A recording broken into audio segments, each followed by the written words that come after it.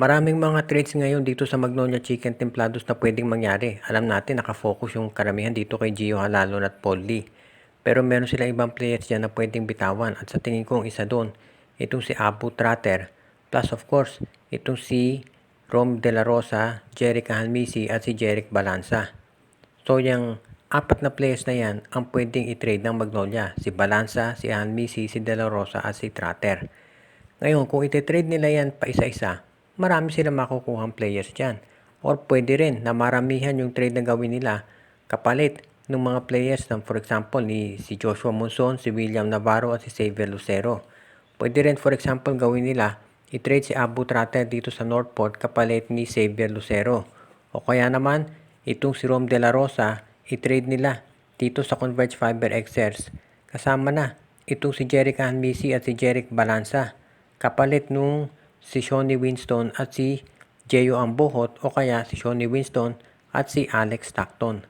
Ibig sabihin, maraming mga players ang Magnolia ngayon na pwede i-consider na trade assets. Kung titignan natin yung lineup ng Magnolia actually, ang hindi ko lang iti-trade dyan itong si Ian Sanggalang at si Mark Baroka. Lahat ng ibang players pwede nang i-trade. So kung pag-uusapan natin yung potential dito, Magnolia ang laki ng potential nila para sa pagre-rebuild. Kaya sa tingin ko hindi magiging problema yan. Ang kinakailangan na lang nilang tignan ngayon dito ay kung paano nila mapipili yung pinakamahusay na team na pwedeng pagdalhan doon sa mga players. Dahil ang dami nilang trade assets ngayon, sa tingin ko itong Magnolia magiging ibang-iba na yung team na maglalaro sa next season. Dahil kung lahat ng players matter bukod dito kay Baroka at kay Sanggalang, ibang Magnolia na makikita natin. At malay natin baka hindi lang yung players kung hindi pati na yung coach dito ay mapalitan na at magbago na talaga. Hindi na tayo magugulat kung ito ngay mangyari na itong TNT Tropang Giga mukhang gustong makuha itong si Chris Newsome. Alam natin na si Chris Newsome magiging unrestricted free agent pagkatapos ng season na to. Ngayon, kung sakaling mag-champion Meralco, sa tingin ko magre-renew yan dito sa Bolts. Siyempre, yun lang naman ang gusto ni Newsome, mag-champion talaga. So, if ever, maging unrestricted free agent siya at manalo Meralco, kung gusto niya na mag-renew.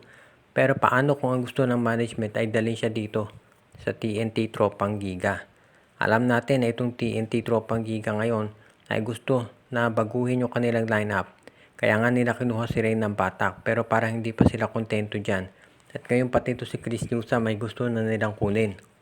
As it is, alam natin, malakas itong si Chris Newsome. At siyempre, magiging bagay yan sa sistema nitong si Coach Chot Reyes. Pero ang tanong ngayon ay kung papayag ba ang Meralco na bitawan itong si Newsome. Dahil siyempre, kung tatalunin ng Meralco sa finals ng Philippine Cup ang San Miguel Beer, magkakaroon sila ng leverage. Pwede na nilang sabihin na kami natalo namin ang SMB sa finals ng Philippine Cup. Ang TNT hindi pa magawa-gawa yan. So sa tingin ko, kapag yan ang nangyari, baka magbago isip ng management. At syempre kung management ng MVP Group at tinalo nilang ng Meralco ang San Miguel, syempre as much as possible, hindi mo babawasan ang player yan. Kahit sabihin pa natin na ipalit ng TNT itong si RR Pogoy o kung sino pa mang malakas na player din. Ayaw mo syempre baguhin yung chemistry nung team na tumalo dito sa San Miguel Beer.